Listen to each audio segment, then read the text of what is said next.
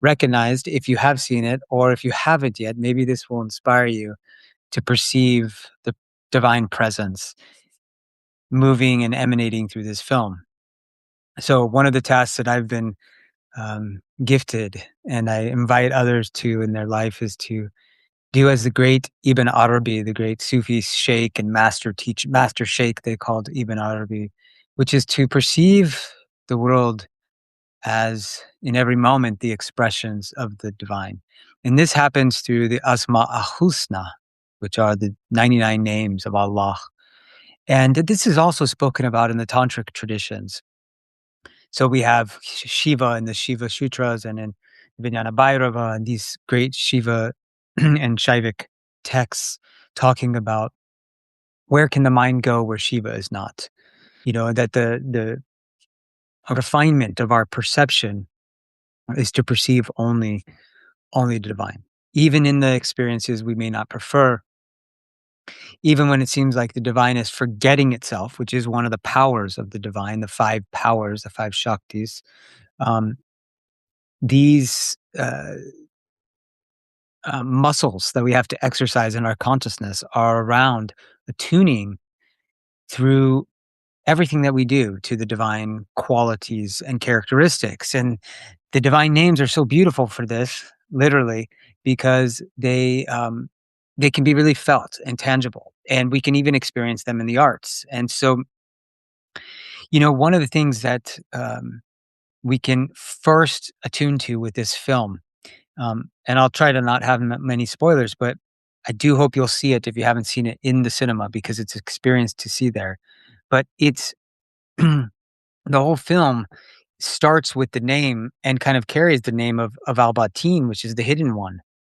We don't even know, and nor does Ryan Gosling's character, Ryland Grace, know how he's gotten onto this ship, and he's in this complete moment of, base survival and no memory, right? The concealment factor, the truth of the mission is being veiled. There's only fragments that start to come through, in sort of these flashbacks, which also takes place in Andy Weir's incredible book that this is based off.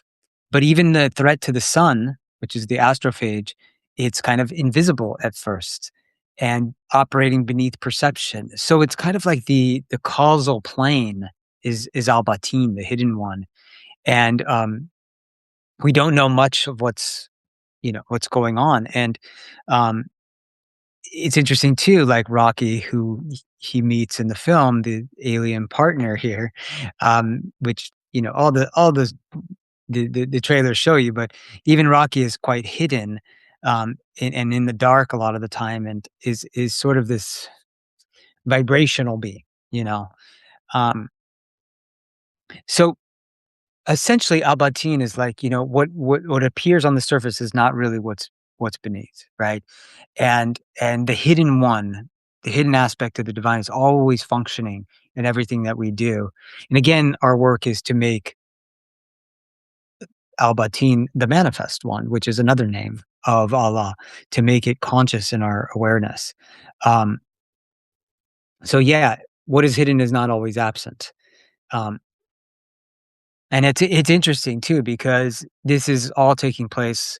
This movie was released under the Saturn Neptune conjunction, and this, you know, Neptune sort of unveil, like Neptune veils. It can put a screen up in front of us, and so there's something hidden behind there, like the spirit world. It's quite hidden from us in the third dimension a lot of times, or the upper dimensions, the higher dimensions.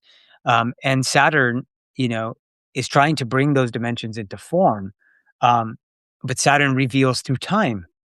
So it takes the hidden and reveals them through time. And so we're never really given the full picture, right, up front. And that's a really strong aspect of this film.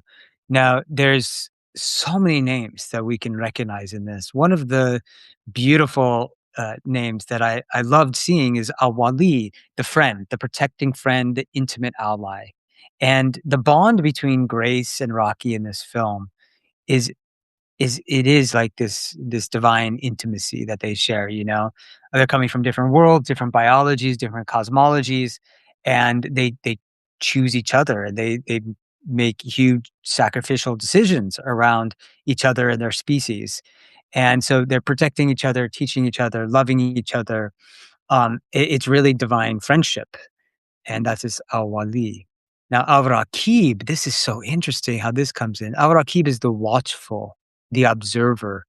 This is the sense that Allah is ever aware of everything happening and always watching over us, and also, um, you know, yeah, like giving this sense of, part of his compassion is the ability to always be present for us.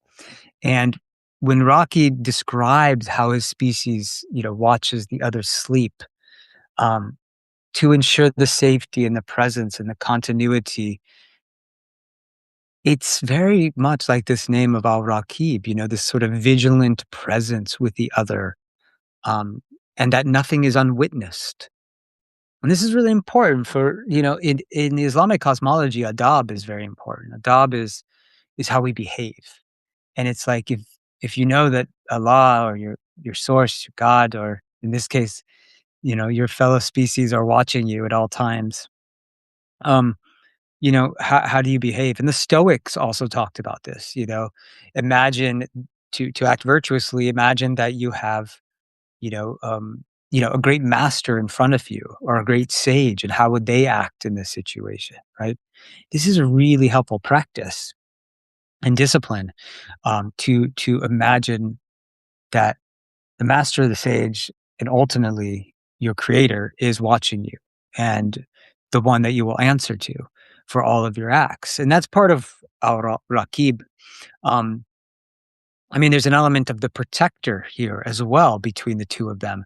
That they want to protect each other. There's a deep caring there. And that brings up, know, Ya Muhaimin, one of the names of Allah, who is the protector, especially a name called on during travels.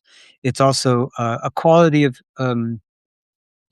wanting to provide for each other and give to each other, which is Al Rasaq, the provider, the nourisher, right? Food is a big theme in this film. How are we going to survive with the food? Um, but there's also the patient one, Ya Sabur. Um, so of course we're in space, and we're in space for years. And I mean, the whole premise is waking up after, you know, cryogenic experience here. And the long solitude of space, also the slow building of trust between species, which takes a lot longer in the book. Um, the trial and error of survival. Uh, and this w- waiting, the big waiting. And then also, like, sending messages, um, that are just being recorded, right? As Grace has to do, about what's unfolding, what's taking place, and this kind of hope that the message will land, and something will happen with it. And also, uh, there is a lot here about, the battle between life and death. The giver of life, the giver of death, and um, in a way, that resuscitation that he experiences is a giving of life. I mean, and a coming out of death. In a way, it's a coma, right? And there's a lot about that in the film. And so, of course, two of the names of Allah are Al-Mu'i, the giver of life, and Al-Mumit, the bringer of death, the one who causes transformation. And the idea of saving the sun or saving all the stars. I mean, life force, energy, possibility. You know, um, all planets are dependent on their stars, right? And the star is the ultimate, force of life in the world. And in a way, like, the life giver, Al Mui, each of Rocky and Grace are kind of playing that for each other, by trying to save the other. And when Mumit, I mean, death is everywhere in this film. The other, it's right away. You could know that these other members of the ship. have died. And, there's a funeral scene in this, and it's also, this whole thing is about the willingness to die, to sacrifice, um, the confrontation with the extinction of the species, um, the shedding our previous identities, right? Um, yeah, this is a huge, presence of this film, and we need to confront our death with this, and again, another expression of Saturn and Neptune. I mean, both planets make us recognize death. Saturn as the lord of time and mortality, and that we're all going to hit that moment. And Neptune as what is beyond that moment, right? What is that like that mysticism, that magic, that possibility as we leave this physical vehicle behind, and Neptune as an expression of the spirit world and the dream world, right? And there is a lot of, I mean, this whole film is so confusing. Not the film itself is confusing, but Grace's state of like he's in constant confusion. And if you listen to the book, which I highly recommend listening to the audiobook because it's a brilliant performance. But I mean, there's a lot of time taken on just trying to figure out who am I, right? What am I doing here? How can I survive? And that Neptune confusion is really coming in here, and then we have to get to work, Saturn, and we have to really figure things out, and um, you know. Uh, really get concentrated with our focus and our with our energy. And so, just coming back to the planets for a minute, that we see that Saturn Neptune presence there as well. Um, but again, a few more names. Alim, the all-knowing one, the knower of all realities. I mean, science is a huge part of this. He's a science teacher. Um, but he's chosen because he's a molecular biologist who also questions what we think we know, you know? And, the fact is that we can read and know and learn about the cosmos, but we have to stay open. And grace is representing also a discovery of that process, you know? Um, Staying open to new forms of knowledge, new kinds of knowledge, and the exchanges of language between him and Rocky represent this divine name. As well, Al-Hadi, the guide, the one who leads rightly. I mean, guidance is experienced in this film in a lot of unexpected ways through the memory fragments that come in, through intuition, through Rocky's presence, and how they kind of piece together what to do. Um, Again, the path is not really fully visible, but like step by step, and that's what's kind of what I love about this film so much, and is it is another name, which is Al Mumin, the most, the giver of faith. Uh, there's the call to prayer, and also the most trustworthy. There's a lot in this film about the ability to open ourselves to trust, and um, Al Mumin, you know. A name that means the giver of faith or the most trustworthy, the grantor of security. Um, what else would get you through this experience of waking up like this, right? It is really like a pilgrimage of the greatest sense into um, the faith, the power to endure. And interestingly, that leads to another name, which is Al Matin, the steadfast, the one that can endure. And yeah, so I mean, this faith that Al Mumin, is it in himself? I mean, we see a lot of doubt in this film. Doubt in himself, doubt in the mission, denial of it. He avoids, he hesitates, he tries to escape responsibility. Um, and this is again where the Saturn Neptune comes in. He's the reluctant hero. And um, in Aries, right? Like I'm on this mission, but I don't really want to be on this mission. And I'm being chosen. That Neptune thing of being the chosen one, Saturn, the responsibility of that, and the sense of a kind of a great depression that can come into that, or a great call to action, which is really Aries. Um, and this sense of like I have to do what has to be done.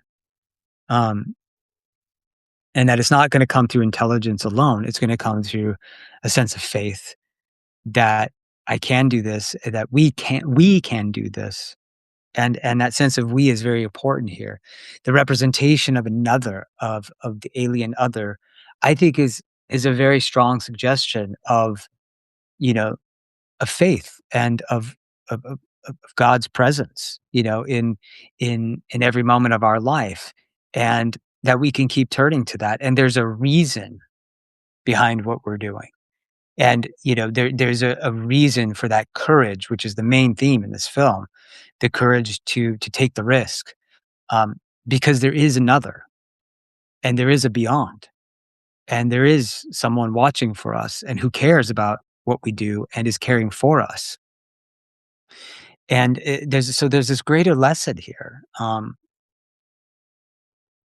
There's also a faith that everything is cohering on some deeper level, and that these beings can be a safe haven for each other. That there's these scenes of touching hands, paws, claws together, and there's a sense of the unitive nature of consciousness, and that is called taqwa in Islam and Sufism, and that is something that the path of faith opens. I really hope that this Al Fatah. I mean, this just one more for you. The opener, the one who unlocks in the grantor of beginnings. The character of Strat in the film, who's kind of mandating, offering this opportunity for Gosling's character of Grace to go on this mission. That is an opening of a door. The Fatah comes from the root word around the key, and a lot of times the doors are open for us in very mysterious ways. And um, sometimes an invitation is forced upon us, and we have to recognize the opening of the doors and be willing to step through them. And sometimes we find ourselves with a door that already has been opened, and we've already walked through. And now what do we do, right? And to recognize that those doors are continuously unfolding, and that's a process of al-mumin, the faith, that if one door is closing, then another is opening, right? And how could Grace's character know when he wrote this paper that later on in his life, right, when it was initially like, denied and pushed aside and belittled, that it would open up this larger opportunity to be this hero for many beings, for many stars, for the entire galaxy, let's say. But in a way, um, this film is about the fact that everything matters, right? And in the Sufi cosmology, right, when we are recognizing the names, we're recognizing that's all there is. That in the field of oneness, like everything does matter because it's all an expression of that divine. And I hope this might help you to perceive this film in some of these ways through these names. Um, to um, yeah, to recognize these qualities, like Al Mubdi, the originator, seeing this alien intelligence, this new way of being, new languages that unfold in this genesis of consciousness that's taking place in meeting the other, right? That's the beauty of all first contact films. They represent Al Mubdi, the originator, right? Because there's a new way, like an arrival, right, of communicating with each other. And so, could you do this with other films? Could you think to other art books that you're reading? Um, can you recognize some of these qualities, right? And start to feel that divine presence emanating in every moment. I'm so grateful that this film came out, and I wanna see it again and really perceive even more of these names, so I hope this helps you reflecting on it or going into it, and, that the reluctant hero may not stay too reluctant in you under this Saturn, Neptune, and soon to be Mars, Saturn, Neptune, and Mercury, Saturn, Neptune transit, and that we all take the initiative to be the leaders that we've come to be at this critical time. Namaste.